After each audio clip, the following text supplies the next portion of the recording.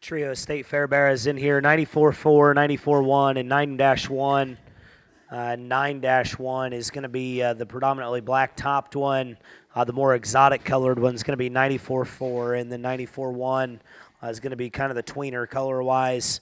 And I guess initially as they walk in, this 94-4, different-looking cat. And I think if you're wanting to hit a Midwest State Fair and just walk in and just look a little different in terms of just ear set, a neckline, exotic presence, and one that's got a really bendy skeleton. He's got a really unique kind of just upper hip design, and I think that hog's bonework matches. I think he's very modern in terms of his proportions, and that hog's skinny in the right spots. He's big in the right spots, and I think that one to me looks like the right kind to go ahead and try and poke your way through a Midwest State Fair and just being the different one. I think that hog's got a very, very different kind of look and design. A very neat animal there. The mate brother, the 94-1, I think as they walk in, probably is, just the practical meat and potatoes kind of hog. It's got a good kind of back length, awesome kind of feature, and, like his brother, these are lightweight hogs, and these hogs are going to change a little bit between now and sale day.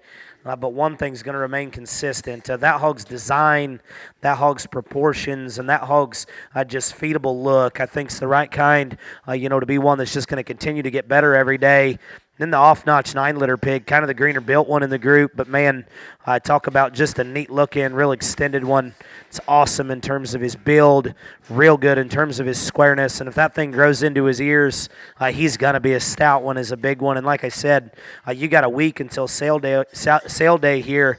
I would guess every day if you wanted to come see Taylor and drink a Miller Lite with him every night, you'd probably see these hogs change in front of your eyes because every day it looks like they're going to continue to come with a little bit more. Like we talked on the bigger bears that were in here earlier, they are all just a little different in terms of diversity, but fundamentals are very in check. Find the one that fits you best out of this group.